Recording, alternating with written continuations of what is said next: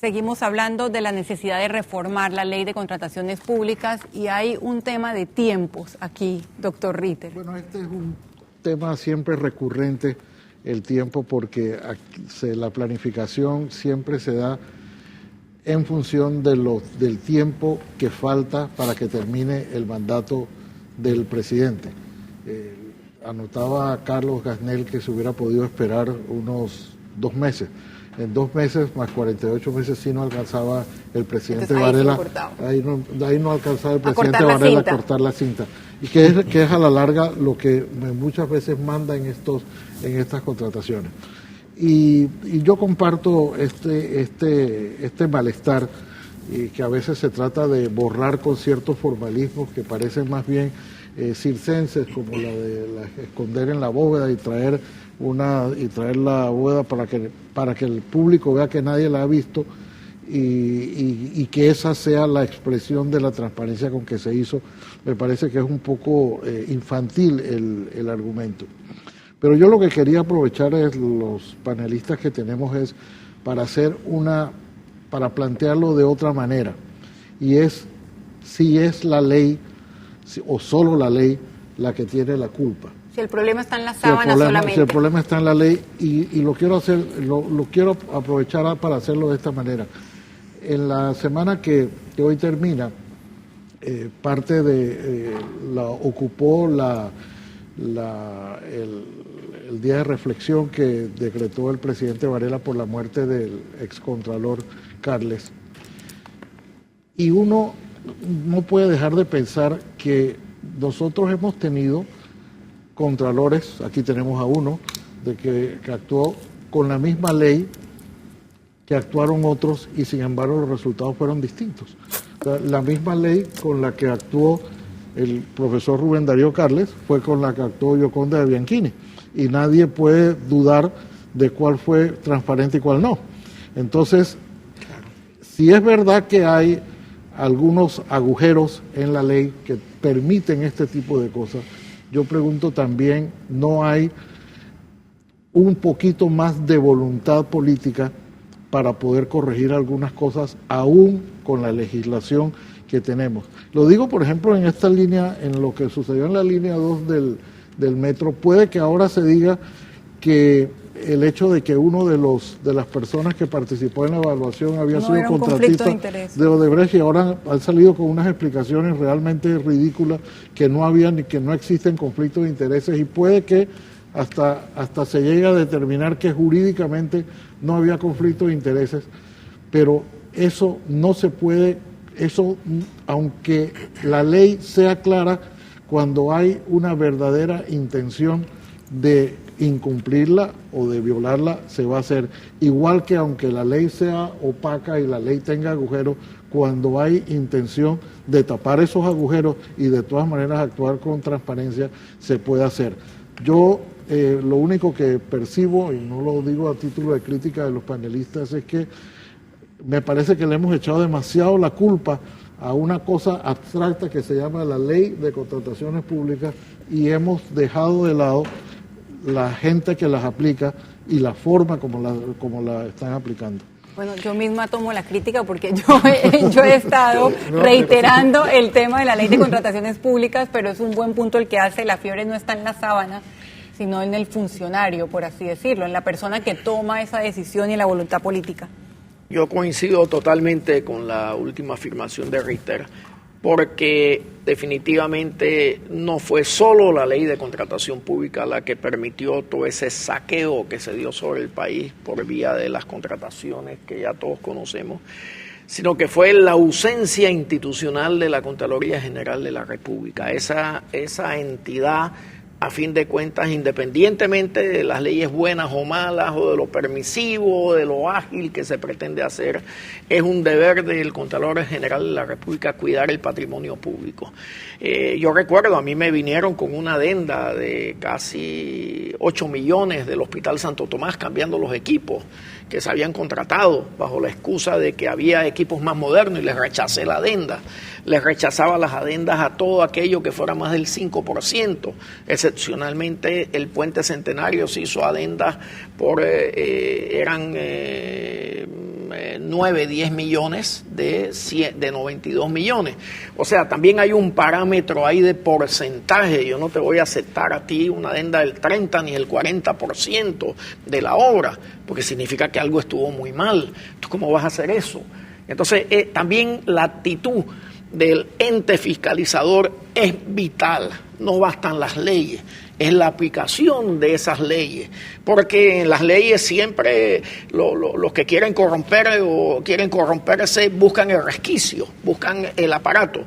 Por ejemplo, yo critiqué en mi época el seguro social, porque se hacían el acto público, se impugnaban los propios contratistas porque iban con 2 y 3 sociedades afines a ellos y entonces no se resolvían las impugnaciones y se iba por la compra menor y entonces se encarecía el costo del doble. O sea, hay toda esta mafia, es decir, miren, y es muy sencillo, el Estado es el gran premio.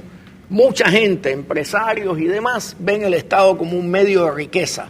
Entonces todos tratan de ver cómo lo burlan, pero el problema es si el Estado no establece sus instituciones que van a evitar eso, si funcionan o no las instituciones. En el caso por ejemplo, la Corte Suprema de Justicia, yo me acuerdo que hubo una contratación de uno, y digo estos casos porque al final son las vivencias. Un día el Seguro Social en déficit, pretende comprar 54 autos Land Cruiser doble tracción, se los echa para atrás. No se trataba si era bueno el precio o no, era que no era lo que llamamos la racionalización del gasto público. ¿Tú cómo vas a estar comprando Land Cruiser para campañas de promoción en Coqué y Bocas del Toro? ¿Qué sentido eso tenía para el Seguro Social? Entonces, también depende mucho de la actitud de los funcionarios, de la actitud del propio gobierno. Y si la Contraloría General de la República funciona, porque al final tú puedes hacer todas las trampas que quieras, puedes tratar de burlar todas las leyes. Por ejemplo, hay una norma que dice que si tú has participado, por lo menos en mi época la había, no sé qué hicieron con ella, si tú has participado como analista de una obra, de un contrato que va a suscribir el Estado, tú no puedes ser parte de la contratación.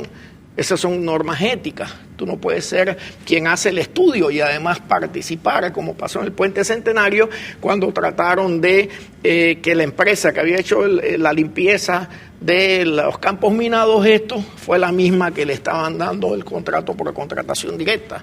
Eso es contrario. Entonces no se refrendaba.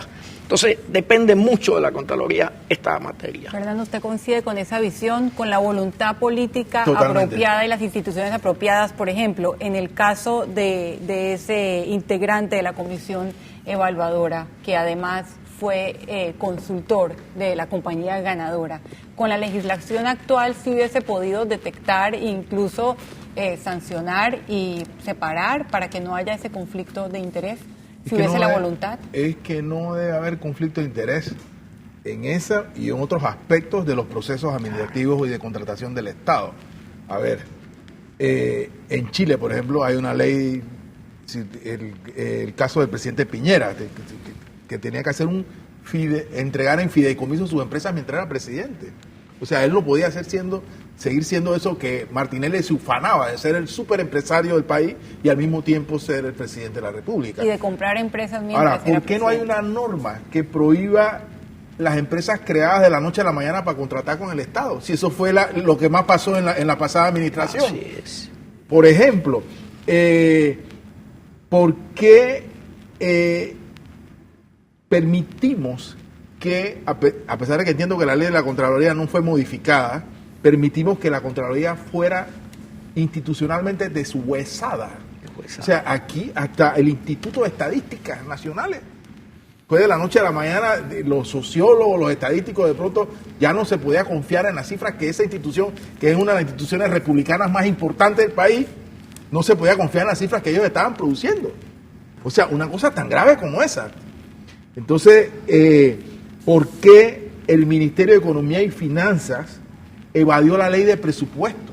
La ley que aprobó su propia bancada comprada a punta de chaqueterismo. Porque aquí se creó una bancada oficialista artificial de una gran subasta pública, que fue lo que se convirtió en la Asamblea de Diputados. Bueno, a pesar de eso, La ley el MES tuvo que evadir la ley de presupuesto para hacer las barbaridades que ahora se están discutiendo, y tenemos al ministro de Lima con la viceministra que no sé qué, ¿por qué? Señalándose mutuamente. La feria de traslados y asignaciones de partidas a juntas comunales, al otro y al otro, ¿por qué pasaron esas cosas? O sea, aquí, entonces... Hubo la legislación, las instituciones y sobre todo las personas que lo permitieron. Nuevamente quiero insistir, ¿en qué cabeza cabe que un gobierno que llegó al poder, porque esa es otra cosa que hay que decir, el gobierno de Juan Carlos Varela llegó con un mandato? Los panameños, a pesar de la beca universal, a pesar de la feria de no sé qué, de las bolsas de comida, de los Cheyo Galvez y todos los panameños, el 4 de mayo dijeron: no queremos un gobierno que está convirtiendo la cosa pública en un botín. Eso fue lo que la gente expresó. Entonces, si no se toman los correctivos, entonces nosotros estamos retando un mandato popular dado en las urnas el 4 de mayo. La orden fue... Haciendo más de lo mismo. No aguantamos la corrupción.